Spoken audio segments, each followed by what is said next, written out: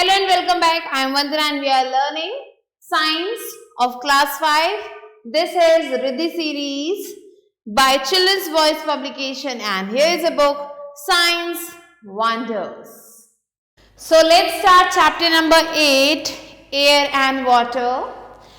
The main features of the chapter is air, atmosphere, composition of air, water, impurities in water, separating impurities from water, purification of drinking water. Let's move on to the gear up exercise. Here you have to take the activities which help save water. So उन activities को आपको take करना है जिससे पानी बचेगा. So do it yourself. The first topic that we are going to learn today is air. So air is present all around us. हमारे चारों तरफ आपको मिलेगी. हम इसे देख तो नहीं सकते लेकिन फील कर सकते हैं. ये हमारे लिए काफ़ी ज़्यादा इम्पॉर्टेंट है. एंड इसमें बहुत सारी गैसेस हैं, वाटर वेपर है, डस्ट पार्टिकल्स होते हैं. Let's move on to atmosphere. So earth क्या है? वो एक थिक ब्लैंकेट से ढका हुआ है एयर के, जिसे एटमॉस्फेयर कहा जाता है. It is several kilometres thick. ये सेवरल किलोमीटर्स मोटा है और जो अमाउंट ऑफ एयर यहाँ पे है it becomes thinner as we go up. जैसे जैसे हम ऊपर जाएंगे जो अमाउंट ऑफ एयर है वो कम होती जाएगी.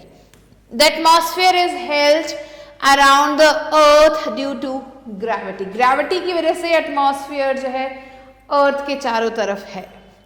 Now let's move on to the uses of atmosphere. So ये जो एटमॉस्फेयर है ये प्रोटेक्ट करता है हमें सन के अल्ट्रावायलेट रेज से. कैसे? ये क्या करता है? अब्जॉर्व कर लेता है इन रेस को और हम तक पहुंचने से रोक देता है. फिर ये क्या करता है? ये ट्रैप करता है सन के हीट को और हमें हेल्प करता है मेंटेन करने में राइट टेम्परेचर हमारे सर्वाइवल के लिए. ये जो एटमॉस्फेयर है ये प्रोटेक्ट करता है हमें मेटेरॉइड से और ये उन्हें वही एटमॉस्फेयर में बर्न कर देता है हम तक पहुंचने से पहले. एटमॉस्फेयर में बहुत सारे आपको गैसेस मिलेंगी जैसे ऑक्सीजन, कार्बन डाइऑक्साइड, जो कि काफ़ी ज़्यादा ज़रूरी है सर्वाइवल के लिए एनिमल्स और प्लांट्स के. और ये जो प्लांट्स है ये क्या करते हैं? इस कार्बन डाइऑक्साइड को यूज़ करते हैं अपना खाना बनाने के लिए. Next comes layers of the atmosphere. So जो एटमॉस्फेयर का लेयर है वो 5 लेयर्स में डिवाइडेड है एंड ये है ट्रोपोस्फियर, स्ट्रेटोस्फियर, मीजोस्फियर, थर्मोस्फियर और एक्सोस्फियर.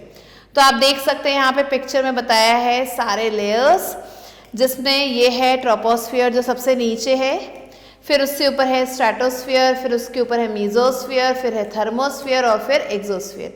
और आप देख सकते हैं अलग अलग लेयर में अलग अलग ऑब्जेक्ट्स फ्लाई कर रहे हैं.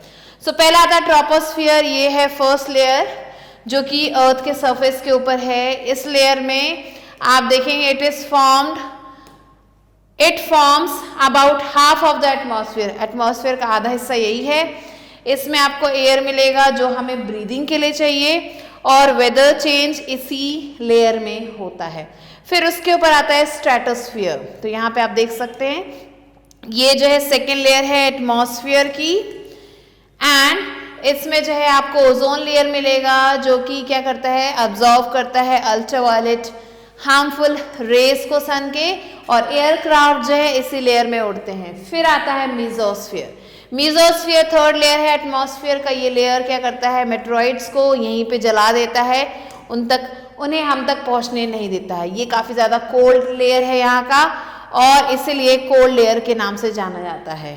Now there is a fact given that meteoroids are small rock which come from space. ये मेटेरॉइड्स क्या हैं? ये छोटे छोटे रॉक्स हैं जो स्पेस से आते हैं. And burning meteoroids are called meteors. जब इन मेटेरॉइड्स को जलते हुए देखेंगे आप तो इन्हें हम मेटियोर्स कहेंगे. नेक्स्ट आता है थर्मोस्फियर. सो ये जो है थर्मोस्फियर ये फोर्थ लेयर है एटमॉस्फेयर का और जो स्पेस शटल्स हैं वो इसी लेयर में ऑर्बिट करते हैं एंड ये काफ़ी ज़्यादा हॉट होता है. नेक्स्ट है एक्सोस्फियर. ये है आउटर मोस्ट लेयर एटमॉस्फेयर की. यहाँ पे बहुत कम एयर आपको मिलेगी, नो एयर. इस लेयर के बाद आपको कोई भी एयर नहीं मिलेगी और आर्टिफिशियल सैटेलाइट्स अर्थ का चक्कर इसी लेयर में लगाते हैं. Now let's move on to the composition of gases in air. So air जो है मिक्सचर है गैसेस का और जो मेन गैस प्रेजेंट है वो है नाइट्रोजन, ऑक्सीजन और कार्बन डाइऑक्साइड. इसमें तो आप देख सकते हैं नाइट्रोजन 78% है, 21% ऑक्सीजन है और 1% है carbon dioxide, argon, water vapour और दूसरी gases. Let's move on to fact. So nitrogen keeps the process of burning under control. जो burning का process है उसे under control रखता है नाइट्रोजन। और पैराशूट्स वर्क करते हैं, क्यों? क्योंकि एयर हमारे आसपास है। So that's why they work. So let's learn about nitrogen. Nitrogen क्या है? ये सबसे ज्यादा अमाउंट में पाए जाने वाले एयर में से एक है, जो कि 78% तक हमारे अर्थ के एटमॉस्फेयर को ढका हुआ है। लिविंग बीइंग जो है जो इस गैस को डायरेक्टली जो है एब्जॉर्ब नहीं कर सकते हैं एटमॉस्फेयर से, लेकिन जो बैक्टीरिया होता है सॉइल में वो कन्वर्ट करते हैं इसे इनटू अ सॉल्युबल फॉर्म, एक सॉल्युबल फॉर्म में से कन्वर्ट कर देते हैं, जो कि प्लांट्स सॉइल में से ले लेते हैं। अब एनिमल्स को ये नाइट्रोजन मिलता है जब वो इन प्लांट्स को खा जाते हैं। फिर आता ऑक्सीजन, ये जो है 21% है हमारे एटमॉस्फेयर में। ये जो है सबसे ज़्यादा इंपॉर्टेंट गैस है, जो कि हर लिविंग बीइंग के द्वारा चाहिए ताकि वो सर्वाइव कर सके। इसे हम ब्रीथ करने के लिए यूज़ करते हैं और बर्न करने के लिए यूज़ करते हैं। फिर आता है कार्बन डाइऑक्साइड, ये 0.03% है एटमॉस्फेयर में। इसे यूज़ किया जाता है, ग्रीन प्लांट्स से यूज़ करते हैं फोटोसिंथेसिस को प्रोसेस में लाने के लिए, जिसकी वजह से वो अपना खाना बना सकते हैं। फिर आते हैं दूसरे गैसेस। एयर में आपको दूसरे गैसेस भी मिलेंगे, जैसे कि helium, argon, neon, krypton, hydrogen, और भी बहुत सारी गैसेस मिलेंगी। तो हीलियम जो है वो क्या करते हैं, उसे एयर बलून्स में फिल करते हैं एंड उसे यूज़ किया जाता है इलेक्ट्रिक बल्ब्स को बनाने के लिए, फ्लोरोसेंट ट्यूब्स को बनाने के लिए। Next is humidity. So air में आपको वाटर वेपर मिलेंगे, डस्ट पार्टिकल्स मिलेंगे और स्मोक भी मिलेगा। अब कितना अमाउंट है वाटर वेपर एयर में, उसको ही ह्यूमिडिटी कहा जाता है। Let's move on to the properties of air. So air की कुछ प्रॉपर्टीज है कि एयर जो है स्पेस को ऑक्यूपाई करता है। So air occupy space. तो there is an activity given, आपको क्या करना है, एक बलून लेना है, उसमें हवा भरनी है। अब जैसे हम हवा भरेंगे जो बलून का साइज है वो बड़ा होने लगेगा। ऐसा इसलिए क्योंकि जो हम हवा उसमें भर रहे हैं वो स्पेस ले रहा है उस बलून के अंदर। अब ये जो प्रॉपर्टी, इसे यूज किया जाता है बाइसिकल के टायर्स को फुलाने के लिए, football, tubes, tyres, cushion, mattresses, इन सब चीजों को फुलाने के लिए। दूसरी प्रॉपर्टी जो एयर की है वो ये है कि एयर हैज वेट, एयर के पास वजन होता है। सो इसके लिए भी हम एक एक्टिविटी करेंगे, एक्टिविटी 2। आपको 2 बलून्स लेने हैं इक्वल साइज के, उनमें हवा भरनी है एंड एक जो है दोनों बलून को 2 सिरों पे बांध देंगे एक स्टिक के। फिर जो है टाई करना है बलून को एक एक एंड पे एंड बीच में आपको एक थ्रेड लगा देना है और उसको ऐसे हैंग करके दिखाना है, जैसे आप यहाँ देख रहे हैं। अब आप देखेंगे दोनों बलून में हवा सेम दिख रही है, मीन्स अब जो है हम क्या करेंगे, एक बलून में से हम जो है हवा निकाल देंगे।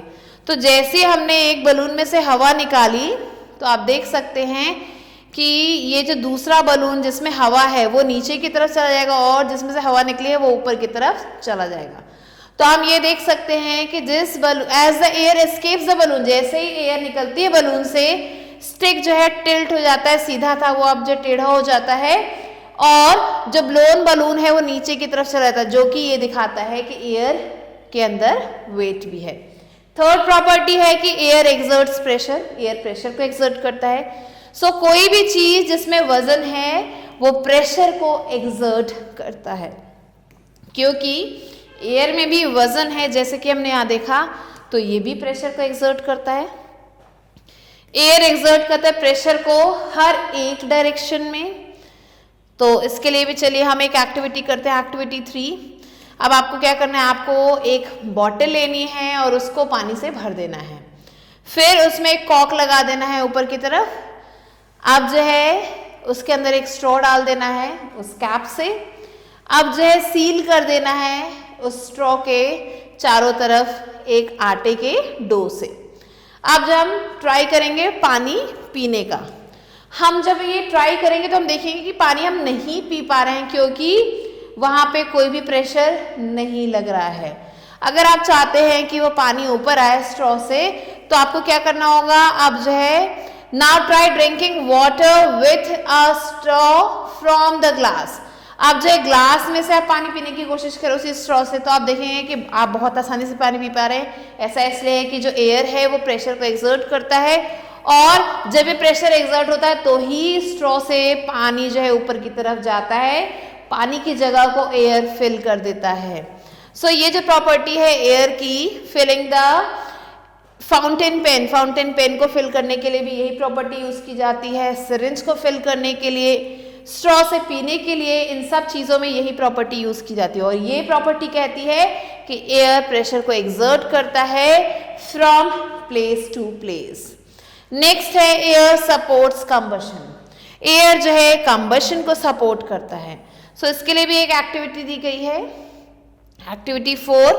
आपको यहाँ पे 2 कैंडल्स लेने हैं और उन्हें एक टेबल पे फिक्स कर देना है एंड फिर दोनों को जला देना है। अब आपको क्या करना है, एक कैंडल को एक ग्लास जार से ढक देना है। आप क्या देखेंगे, थोड़ी देर बाद देखेंगे कि जो कैंडल ग्लास जार के अंदर है वो जलना बंद हो जाती है, लेकिन जो दूसरी कैंडल है वो अभी भी जल रही है। सो जो कैंडल एक ग्लास बर्नर के अंदर है, ग्लास के अंदर है, वो तब तक जलती है जब तक उस ग्लास के अंदर ऑक्सीजन मौजूद है, और जब वो ऑक्सीजन खत्म हो जाता है तो कैंडल बुझ जाती है। So the other candle continues to burn. अब क्योंकि इस कैंडल को पूरी तरह से ऑक्सीजन मिल रहा है, वो अभी भी इसलिए जल रही है। So this shows that air is necessary for combustion. Means air जरूरी है, अगर आपको कंबशन करना है तो उसके लिए एयर बहुत ही ज्यादा इंपॉर्टेंट है। नेक्स्ट आता है water. So just like air, water is essential for living. Air की तरह वाटर भी हमारे लिए काफ़ी ज़्यादा इंपॉर्टेंट है। हमें वाटर चाहिए ड्रिंकिंग के लिए, कुकिंग के लिए, बेदिंग के लिए, वॉशिंग के लिए, क्लोथ्स को, प्लांट्स को ग्रो करने के लिए, एंड वाटरिंग के लिए, एंड कंस्ट्रक्शन के लिए, बिल्डिंग के लिए, फिर फायर फाइटिंग के लिए। तो इतने सारे काम यहाँ मेंशन किए गए, इन सब कामों के लिए हमें पानी चाहिए। रेन क्या है, ये मेन सोर्स है वाटर का, और वाटर जो है हमें ओशंस में, रिवर्स में, पॉन्ड में और अंडरग्राउंड, इन सब जगहों पे मिलता है। And this water is often unfit for consumption. अब इन सब जगहों पे पानी तो मिल रहा है, लेकिन ये हमारे लिए अनफिट है, हम इसे कंज्यूम नहीं कर सकते, क्योंकि इसमें आपको जर्म्स मिलेंगे, मड मिलेगा, सैंड मिलेगा, और भी बहुत सारी चीजें मिलेंगी। Let's move on to the fact. So about 71% of the earth is covered with water. Earth का total 71% पानी से ढका हुआ है। Next is impurities in water. So impurities 2 तरीके के हैं, soluble impurities और insoluble impurities. अब ये जो soluble impurities हैं ये पानी में dissolve रहती हैं, हम इन्हें naked eye से नहीं देख सकते। जैसे कि common salt को, sugar को हम अगर डिजोल्व कर दे पानी में तो ये हमें दिखाई नहीं देंगे। नेक्स्ट आते हैं इनसॉल्युबल इम्प्योरिटीज। ये जो है पानी में डिजोल्व नहीं हो सकते और इसे हम नेकेड आई से देख सकते हैं। कुछ एग्जाम्पल है मड और सैंड। अब जो इनसॉल्युबल इम्प्योरिटीज हैं वो तैरते भी हैं सरफेस पे पानी के, कुछ बॉटम में बैठ जाते हैं। Next, separating insoluble impurities from water. अब हम इनसॉल्युबल इम्प्योरिटीज को पानी से कैसे निकालें? हम जो है सेपरेट कर सकते हैं इनसॉल्युबल इम्प्योरिटीज को सेडिमेंटेशन से, डिकेंटेशन से और फिल्टरेशन से। पहला आता है सेडिमेंटेशन एंड डिकेंटेशन। ये वो प्रोसेस है जहाँ पे जो भी हैवी इम्प्योरिटीज है वो नीचे जाके बैठ जाते हैं, उसे हम सेडिमेंटेशन कहते हैं। और the method of pouring the clear upper layer of water.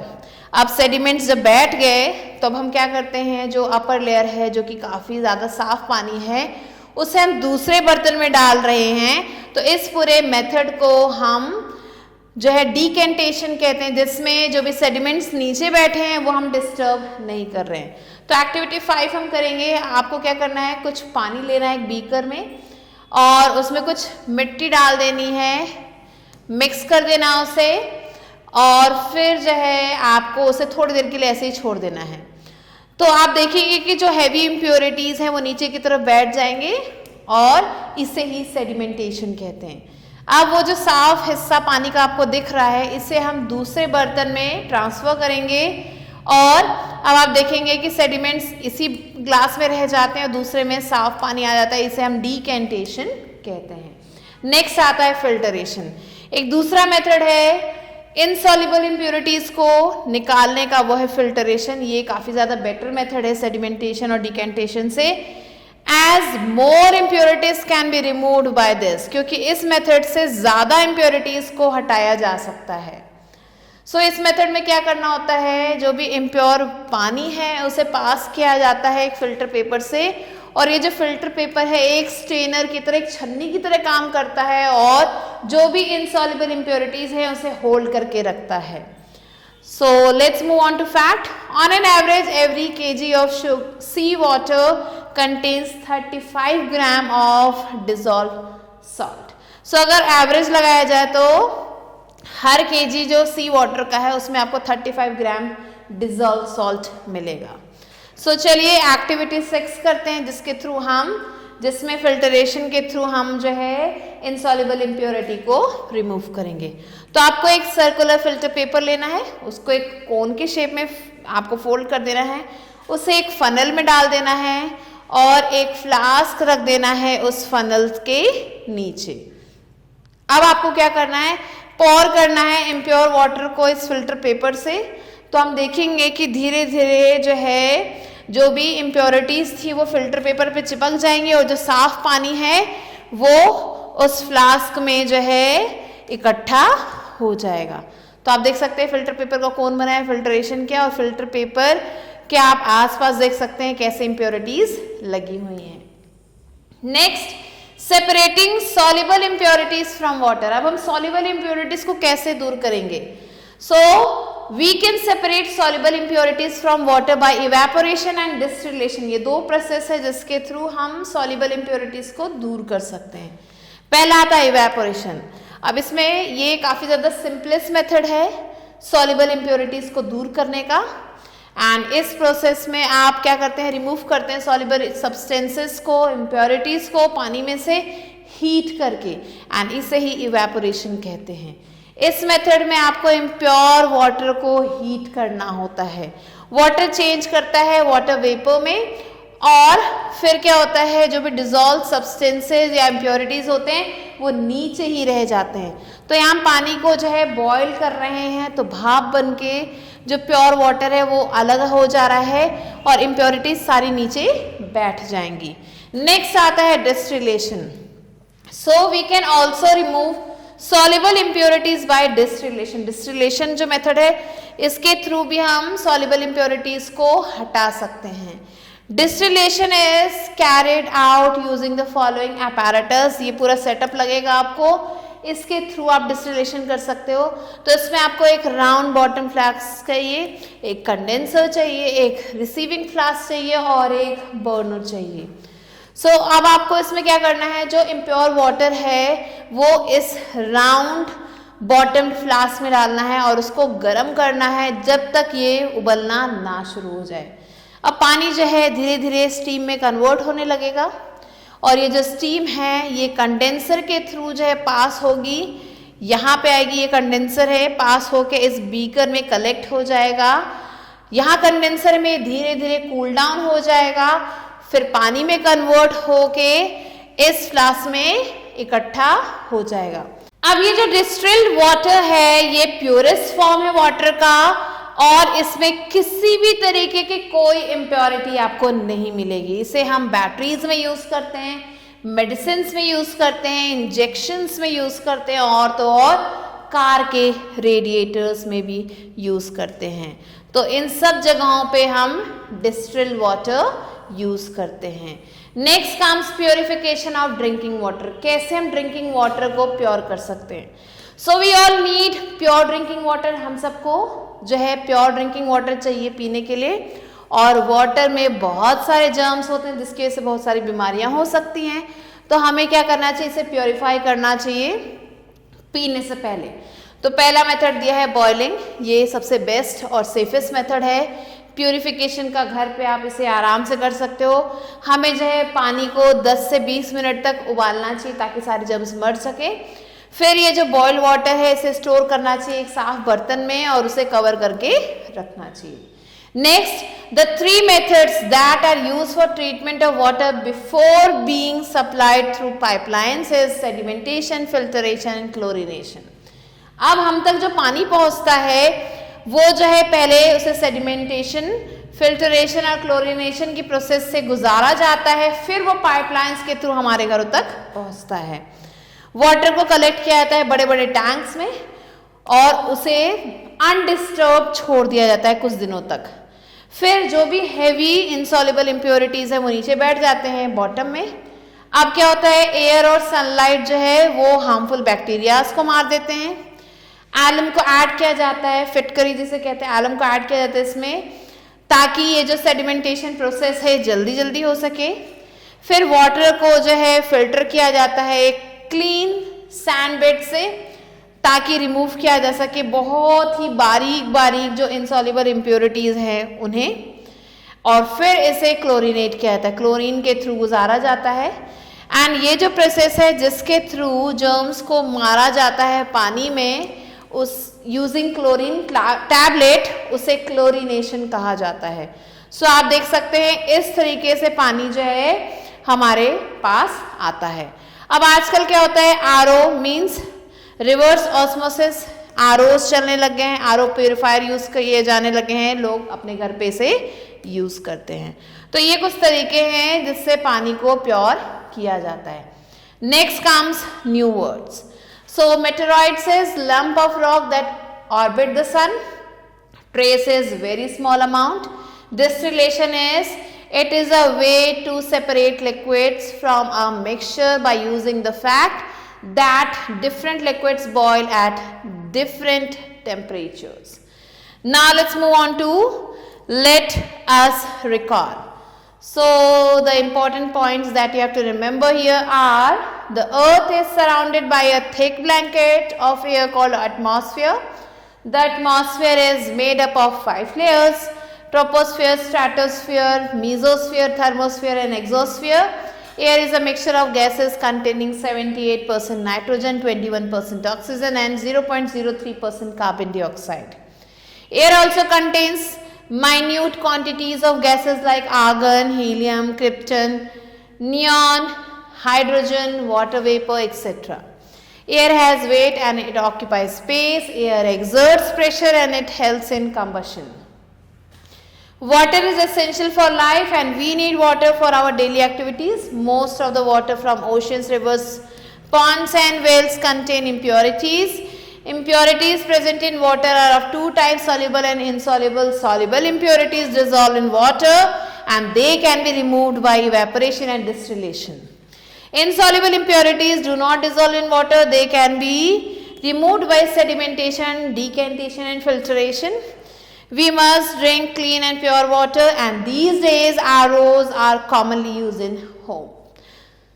Now let's move on to book exercise, which is exercises. So A exercise is take the correct answer. The first question is which is the most abundant gas in the air? Nitrogen, oxygen, carbon dioxide, argon. Here the correct answer is nitrogen. Question number 2, where the changes take place in which layer of the earth? Troposphere, stratosphere, mesosphere or thermosphere? Correct answer is troposphere. Question number 3, air supports combustion because of the presence of nitrogen, carbon dioxide, oxygen or helium? Correct answer is oxygen. Question number 4, soluble impurities can be removed by decantation, distillation, filtration or sedimentation? So here the correct answer is distillation. Question number 5, the best method of purifying water at home is boiling, evaporation, filtration or sedimentation? Correct answer is boiling. Now let's move on to B exercise, which is write true or false. First one is atmosphere consists of 4 layers. This is false. Second, space shuttle orbit in the stratosphere. Second one is space shuttles orbit in the stratosphere. This is false. Third, space does not have air. This is true. Fourth one, argon is filled in air balloons. This is false. Fifth one, filtered water is used in batteries, false. And the sixth one is we can remove soluble impurities by distillation. So this is true. Now let's move on to C exercise, which is fill in the blanks. Let's move on to C exercise, which is fill in the blanks. Here the first one is the outermost layer of the earth is called exosphere. Next, question number 2, ozone layer protects us from the harmful rays of the sun. Third, air has mass and exerts pressure. Fourth one, 21% of the air is made up of oxygen. Fifth, salt is obtained from sea water by the process of evaporation. Next, let's move on to D exercise, which is write short answers. The first question is, what is atmosphere? So, atmosphere is a blanket of air that surrounds the earth. Next, question number 2, name the layers of atmosphere. So, the different layers of atmosphere are troposphere, stratosphere, mesosphere, thermosphere and exosphere. Question number 3 is, name 3 things where air pressure is used. So, air pressure is used in bicycle pumps, it is used in syringe, it is used in vacuum cleaner. Next, question number 4, name 3 gases which are present in minute amounts in the atmosphere. So, the 3 gases are carbon dioxide, argon and helium. Question number 5, mention 2 ways of removing soluble impurities from water. So, the 2 ways are evaporation and distillation. E exercises, answer the following questions. Here the first question is, how is atmosphere useful to us? So, atmosphere provides us various things. It gives us the air that we breathe, which is very important for our living. It also protects us from the solar radiation. Next, question number 2, how will you show that air occupies space? So, if we want to show that air occupies space, for this we have to take a balloon and fill air in it. So, when we blow the balloon, we can see the balloon changes its shape, which means that air occupies space. Question number 3, briefly explain the composition of air. So, air has a composition of 78% of nitrogen, 21% of oxygen and 1% of remaining gases and humidity and dust particles. Next, question number 4, how do plants take in nitrogen from the soil? So, plants, they have some bacteria, nitrogen fixing bacteria are in their roots. So, these bacteria convert the nitrogen in liquid and through which plants take it. Next, question number 5, describe the process of evaporation. So, evaporation is a process in which liquid is converted into water vapor on heating. So, like this you have to write down the answers. With this we have completed the chapter. I hope you understood it. I'll be meeting you soon with a new video and a new chapter. Till then, stay tuned and thanks for watching.